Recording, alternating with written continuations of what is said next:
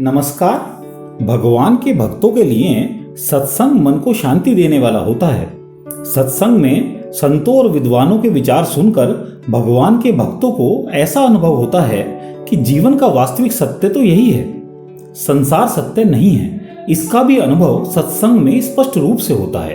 परंतु सत्संग में जैसी मनोदशा रहती है वह हमेशा नहीं रहती और सत्संग का हमेशा मिलना भी संभव नहीं होता। आज की इस वीडियो में हम भगवान के भक्तों की इस मनोदशा पर ही प्रकाश डालने का कार्य करेंगे और जानेंगे कि इस मनोदशा का वास्तव में कारण और निवारण क्या है। इस संसार में समय के साथ कोई भी परिस्थिति एक जैसी कभी भी नहीं रह सकती, परंतु हमारे भीतर जो संस्कार रहते हैं वह स्थायी रहते हैं। संस्कारों के स्थायी होने से ही हमारे मन में सत्संग की रुचि उत्पन्न होती है। संस्कार जितने अधिक स्थायी होंगे रुचि उतनी ही अधिक होगी और जितनी रुचि अधिक होगी उतना ही साधन बढ़ेगा। इसलिए जब तत्कालिक सत्संग मिले उससे अपनी रुचि को बढ़ाना चाहिए। हमारे भीतर सत्संग का महत्व अंकित रहना चाहिए कि सत्संग बहुत लाभकारी है, इसकी बहुत आवश्यकता है। सिद्ध पुरुषों में भी सात्विक, राजस और तामस वृत्तियां आती हैं, परंतु वह उनमें तटस्थ रहते हैं, जबकि साधारण मनुष्य उन वृत्तियों के साथ मिल जाता है। हमारा स्वाभाविक स्वरूप वृत्तियों के साथ नहीं मिलना है। यदि ऐसा होता तो किसी एक वृत्ति के साथ मिलने पर हम सदा के लिए उसके साथ ही रहते, दूसरी वृत्ति में कैसे परिवर्तित होते। हमारा स्वरूप वृत्तियों को प्रकाशित करने वाला है। जैसे किसी कमरे में एक दीपक जल रहा है तो दीपक का प्रकाश समान रूप से प्रकाशित होता रहता है, चाहे उस कमरे में कोई भी ना हो, चाहे उस कमरे में बहुत सारे लोग हों। सत्संग के समय हम बदलने वाले नहीं हैं, ऐसी स्थिति रहनी चाहिए।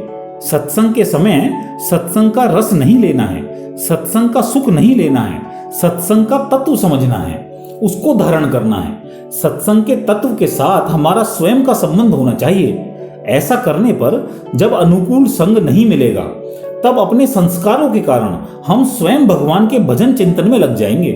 हमारा संबंध भगवान के साथ है, इसलिए तत्कालिक सुख की अपेक्षा भगवान के संबंध को महत्व देना चाहिए। जैसे हमारे मन में रुपयों का महत्व बैठा हुआ है, लाभ हो या हानि, रुपयों के प्रति हमारा आकर्षण कभी समाप्त नहीं हो पाता। इसी प्रकार भगवान के साथ संबंध का महत्व जब मन में बैठ जाएगा तब भगवान के प्रति आकर्षण किसी भी परिस्थिति में कमी या अधिक हो ही नहीं सकता। सत्संगी व्यक्ति को यह पहचानना चाहिए कि हमारा कौन है और हमारा कौन नहीं है। जो हमारे साथ निरंतर रहता है और हम जिसके साथ निरंतर रहते हैं वह हमारा है। हम जिसके साथ निरंतर नहीं रह सकते और जो हमारे साथ निरंतर नहीं रह सकता वह हमारा नहीं है। अब जो हमारा है उसको हम पहचानते नहीं और जो हमारा नहीं है हमारा आकर्षण सदा उसकी ओर ही रहता है। इसका कारण यह है कि हमने भगवान को अपने अंतःकरण से अपना मानना छोड़कर संसार को अपना मान लिया है। मीराबाई ने कहा है, मेरे तो गिरधर गोपाल दूसरों न कोई। हमने भगवान को तो अपना मान लिया परंतु दूसरों न कोई इसको महत्व नहीं दिया। हमें यह समझना चाहिए भगवान से हमारा संबंध दूर का नहीं, सबसे घनिष्ठ और निकटता का है। भगवान सभी परिस्थितियों में उपस्थित रहते हैं, भगवान हर काल में रहते हैं। इसका अर्थ है कि आज और अभी इस समय भी भगवान उपस्थित हैं, केवल हमारी दृष्टि उस ओर नहीं जा रही है। संबंध केवल भगवान के साथ ही रखना है। जो कार्य भगवान के द्वारा हमें सौंपे जाते हैं उनमें मोह न रखकर, संबंध न रखकर केवल कार्य को पूरा कर देना है। संसार में उलझकर हम सुख और दुख, अनुकूलता और प्रतिकूलता दो मान्यता कर लेते हैं। इससे हम बंधन में बंध जाते हैं, जबकि द्वंद्व रहित होने पर ही मनुष्य सुखपूर्वक बंधन से मुक्त हो जाता है।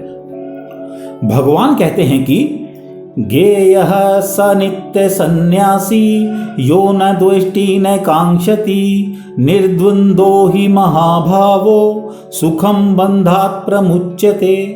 हे महाभावो, जो मनुष्य न किसी से द्वेष करता है और न किसी की आकांक्षा करता है वह सदा सन्यासी समझने योग्य है, क्योंकि द्वंद्वों से रहित मनुष्य सुखपूर्वक संसार बंधन से मुक्त हो जाता है।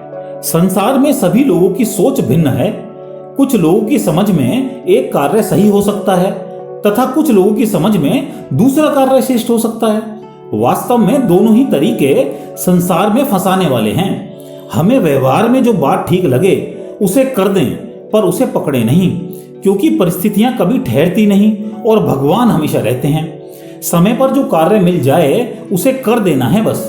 संसार के संयोग वियोग को महत्व नहीं देना है। संसार के संयोग वियोग को महत्व देंगे तो यह स्थिति ही स्थायी हो जाएगी, जिससे सत्संग के संस्कार स्थायी होने में बहुत कठिनाई आएगी। भगवान कहते हैं कि मात्रः स्पर्शास्तु कौन्तेय शीतोष्ण सुख दुःखदा आगमापायिनो नित्यास् तांस्तितिक्षस्व भारत। यह संसार की चीजें आने जाने वाली हैं, अनित्य हैं, इनको तुम सह लो।